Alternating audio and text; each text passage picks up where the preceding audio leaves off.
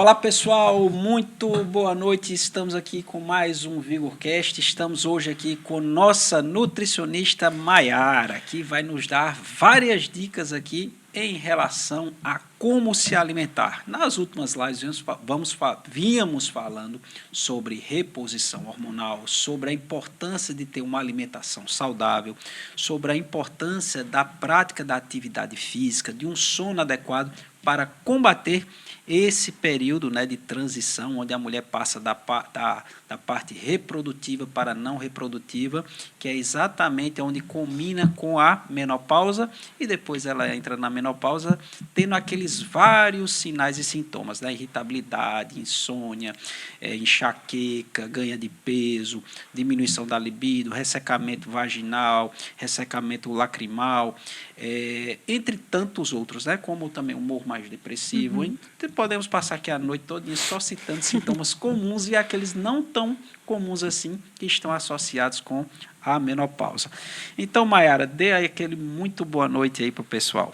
Boa noite, pessoal. Obrigada, doutor, pelo convite. É um prazer estar aqui para a gente falar um pouco mais sobre saúde nesse período, né, nesse período tão delicado que é a menopausa. Exatamente. Então, a Nutri já falou aí que é um período delicado. Por quê? Porque está associado tantos sinais e sintomas que muitas vezes aí a gente pensa que menopausa é só aquele calorão, né? Então a mulher diz o seguinte, eu já tenho algumas pacientes que dizem, doutor, durante a menopausa, menopausa é uma data, né? Mas elas colocam como se fosse uma fase da vida, mas na verdade é uma data, é só aquele última menstruação que se caracteriza com a menopausa. O climatério, que é exatamente nessa fase de transição, né? Que aí é onde ocorre vários sinais e sintomas. Mas ela diz, doutor, na minha menopausa, né, não tive nenhum sinal e sintoma, tive nada, não tive aqueles calorões. Mas ela relata depois que teve períodos depressivos, que está com insônia. Mas se não teve os calorões, parece até que não houve. O calorão é apenas uma dos sinais e sintomas, que é um sinal e sintoma que é vasomotor, né? Então, se é vasomotor, tem a ver com risco também cardiovascular, porque está ali exatamente por quê? Quando o estrogênio, que é quem regula também a temperatura do corpo da gente, e ele está baixo, então ela começa a perceber que essa falta de estrogênio faz com que haja uma vasodilatação nas artérias mais superficiais da pele. E essa vasodilatação faz com que aumente essa sensação de calor e o corpo começa a produzir o quê? Suor, água, liberar água para poder resfriar. Por isso que a mulher reclama tanto também daquele calorão e também da sudorese, né? De estar suando bastante à noite. Principalmente noturna, né, Principalmente noturna. Né? Então, isso já é um sistema de compensação que também está correlacionado com uma área mais avermelhada, né, em região de colo, de peito, pescoço, né, e também muitas vezes sentindo mais quente de fato. Doutor, muitas mulheres relatam dificuldade para dormir nesse período, né? Então, elas têm já essa dificuldade.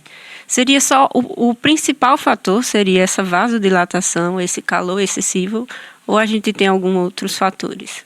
Vamos lá. A insônia está correlacionada pela baixa também do estrogênio, principalmente. Então, quando ela já começa a baixar o estrogênio e principalmente a progesterona é um dos hormônios que está correlacionado com a produção da melatonina também. Então, essa baixa da progesterona faz com que a mulher comece a perder também a qualidade do sono.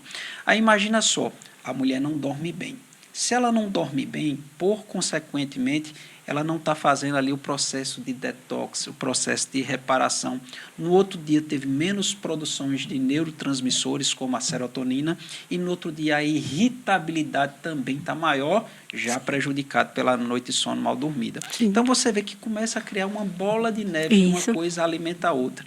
E consequentemente, com menor quantidade de serotonina, ela começa também a ter uma preferência por alimentos mais ricos em açúcares, em doce, em frituras, porque a gente sabe que esse tipo de alimento aumenta o nível de serotonina e diminui a irritabilidade dela. Então, você vê que é uma bola e também que favorece já o ganho de peso.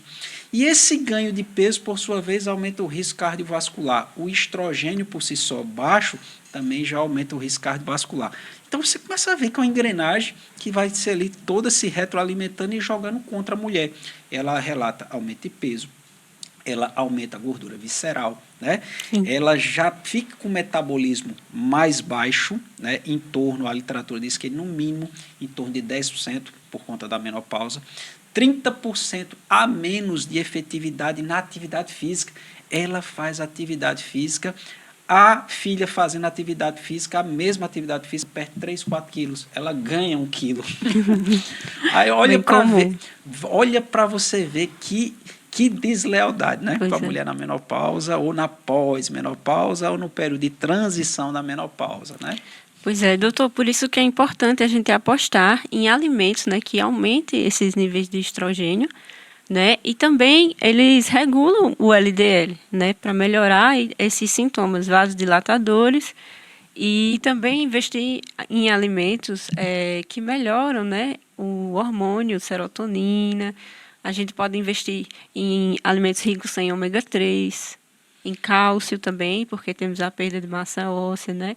Então, doutora, fala para o pessoal quais são os alimentos que estão ricos ali no 5-hidroxitriptofano, no triptofano, né, que são os precursores da serotonina. Em quais alimentos ela consegue esse tipo de suplementação? Alimentos ricos em triptofano, a gente pode colocar os óleos, né, as oleaginosas, na verdade, amêndoas, gergelim, semente de girassol, banana também é bem rica em triptofano.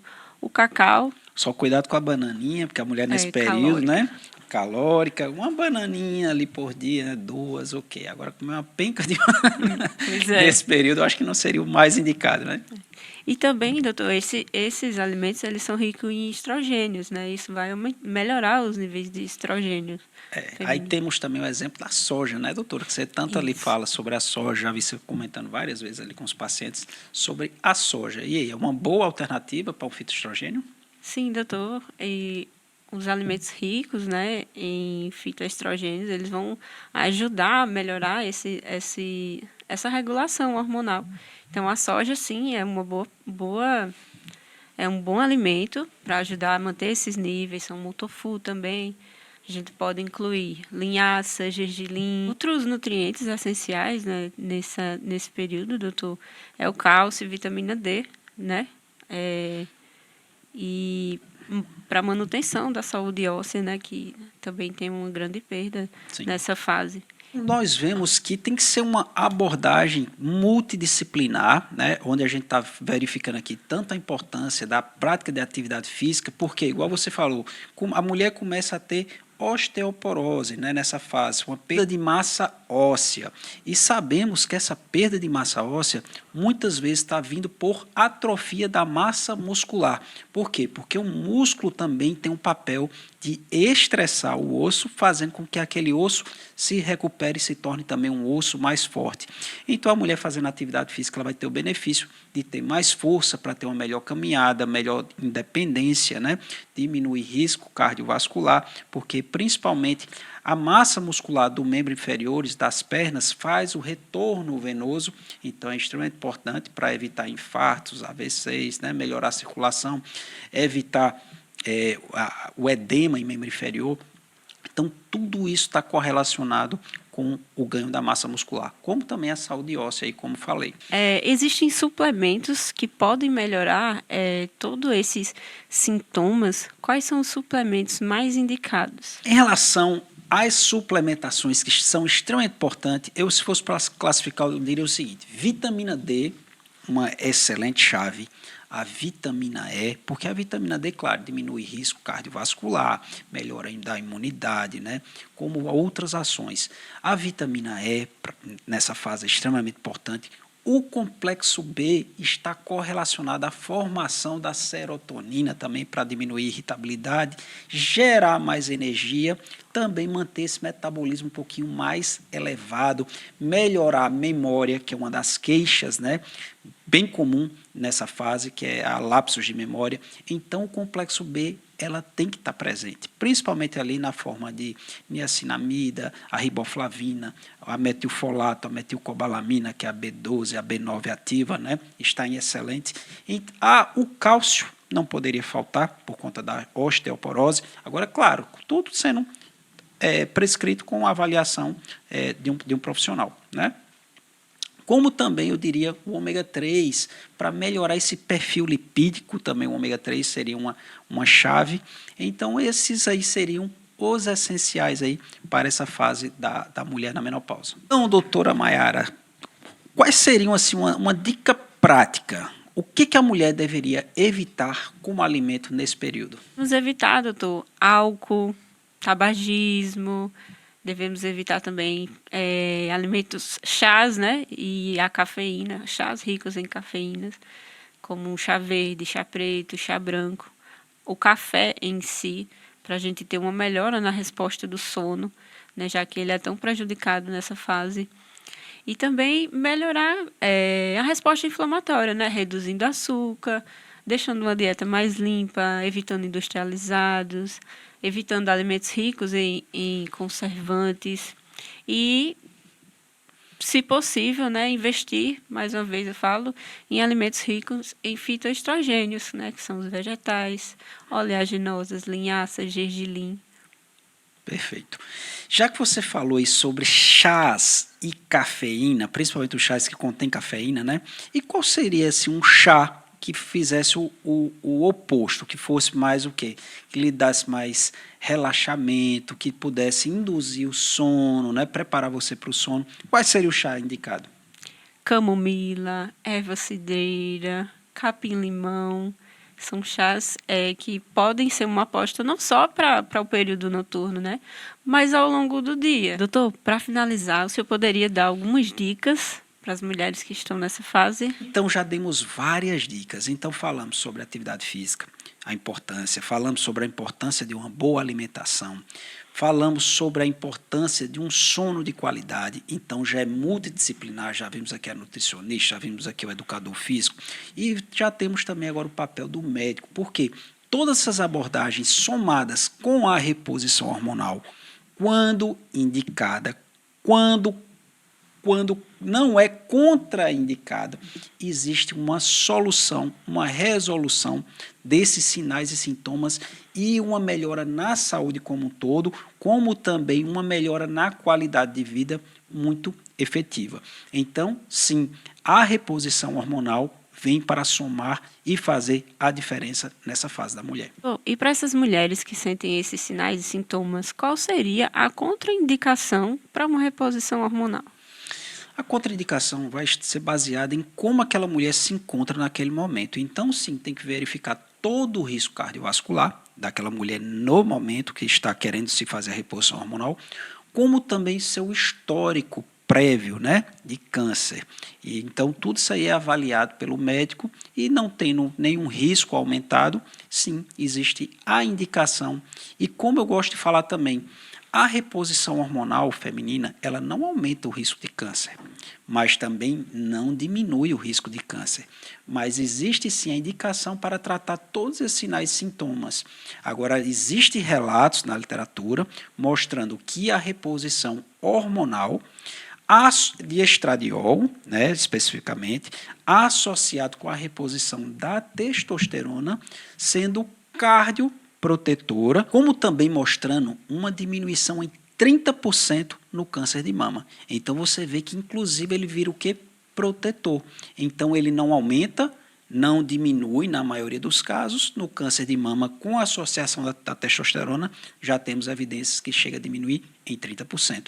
Então, em relação à qualidade de vida, não tem nem comparação a mulher que está fazendo reposição hormonal com aquela que não está fazendo. E para finalizar, vou fazer aqui um resumo, aqui, fazer o suprassumo. Então vamos lá. Tem muitas mulheres, quando ela tem noção, quando ela já escuta tanto os sinais, os sintomas, ela vê a mãe, ela vê a avó, ela tem os relatos, né, de algumas amigas que estão passando por esse período. Então, tem muitas mulheres que têm até já medo, já têm receio de passar. E eu digo, olha só, como a gente conhece tanto hoje, como a literatura ela é vasta em relação a isso, eu digo, isso é apenas mais uma fase da mulher. Ela se preparando, ela passa por essa fase com os menores sintomas possíveis. Por quê? Porque ela pode se preparar para isso. Ela pode fazer um banco de músculo, já preparando, porque ela sabe que vai perder massa muscular, então ela já pode se preparando. Ela já pode ir regulando a parte hormonal para não esperar deixar zerar para vir os sinais e sintomas, né? Ela já pode fazer uma alimentação mais rica em nutrientes e se preparando para essa fase e passar por ela e manter sua qualidade de vida após a menopausa de forma muito tranquila e satisfatória. Então, Mayara, por aqui finalizamos e deixo você agora se despedir aí do pessoal. Obrigado, doutor, pelo convite. Obrigado a todos que participaram e até a próxima live. Boa noite. Mayara, eu que agradeço a sua participação. Passamos várias informações que serão úteis, né, para aquelas pessoas que estão nessa idade, para aquele que tem uma mãe, se for homem, vai ter a esposa, ou a namorada, ou a avó, ou seja, para todo mundo vai ser útil, né, porque todo mundo teve uma mulher na sua vida, ou tem uma mulher na sua vida, não tem como ser diferente. Então, para quem gostou, já curte, já compartilha, já encaminha, para que a gente possa levar essa informação a outros. E até a próxima.